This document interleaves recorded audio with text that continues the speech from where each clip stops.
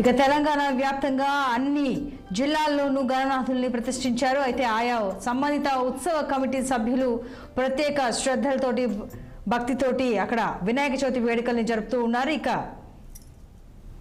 కరీంనగర్లో వినాయక చవితి వేడుకల గురించి మరింత సమాచారం మా ప్రతినిధి పరమేష్ అందిస్తారు. పరమేష్, ఉమ్మడి నల్గొండ జిల్లా వ్యాప్తంగా వినాయక నవరాత్రి ఉత్సవాలను అయితే ఘనంగా నిర్వహిస్తున్నారు. ఉదయం నుండి అయితే అన్ని మండపాలను కూడా పూలమాలలతోటి ఏదైతే అందంగా అలంకరించినటువంటి మండపాలలో అయితే వినాయకుని విగ్రహాలు అయితే ప్రతిష్ఠించి భక్తి శ్రద్ధలతో అయితే పూజలు నిర్వహించినటువంటి పరిస్థితి ఉంది. నవరాత్రి ఉత్సవాలను అయితే ఘనంగా నిర్వహిస్తారు ప్రతి ఏటా. ఈ రోజు నల్గొండ కలెక్టర్ ఎస్పీ అయితే నల్గొండ పట్టణంలోని రామాలయంలో అయితే మొదటి పూజను అయితే నిర్వహించినటువంటి పరిస్థితి ఉంది. ఇప్పటికి మనం విజువల్స్ లో చూడొచ్చు.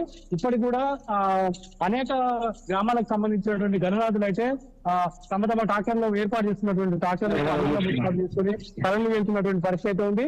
ఇప్పటికి ఏదైతే ఈ 9 రోజులు గ్రామాలలో కానీ పట్టణాలలో కానీ ఏదైతే గణనాథులు నిర్వహించేటటువంటి నిర్వాహకులు ఎవరైతే ఉన్నారో అందరూ కూడా అనేక పోలీస్ శాఖ సూచించినటువంటి వాటిని అనుగుణంగా పాటించాలని చెప్పేసి చెప్తున్నటువంటి పరిస్థితి ఉంది.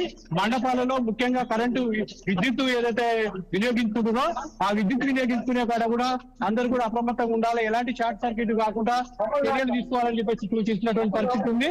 అంతేకాకుండా మరో 2 రోజులు వర్షాలు వస్తాయని చెప్పేసి చెప్తున్నటువంటి పరిస్థితులలో మండపాల ఏర్పాట్లు అయితే అన్ని కూడా పగడ్బందీగా పట్టాలు కూడా చేసుకోవాలని చెప్పేసి పోలీస్ శాఖ కావచ్చు, కలెక్టర్ కావచ్చు సూచిస్తున్నటువంటి పరిస్థితి ఉంది.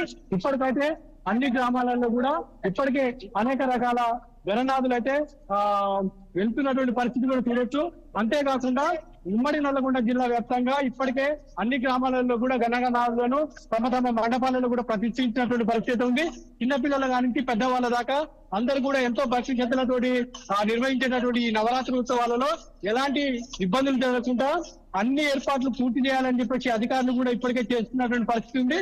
అంతేకాకుండా ప్రతి ఊళ్ళో ఏదైతే గణేష్ మండపాలు ఉన్నాయో ఈ మండపాలను కూడా ప్రతి ఒక్కరు కూడా పోలీస్ శాఖ సూచించినటువంటి ఏదైతే వెబ్సైట్ లో ఖచ్చితంగా రిజిస్ట్రేషన్ చేసుకోవాలని చెప్పి సూచించినటువంటి పరిస్థితి ఉంది.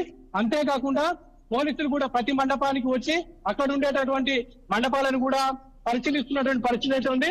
వారం సూచించినటువంటి వాటిలోనే ఈ మండపాలను కూడా ఏర్పాటు చేయాలని చెప్పేసి చెప్తున్నటువంటి పరిస్థితి కూడా ఉంది.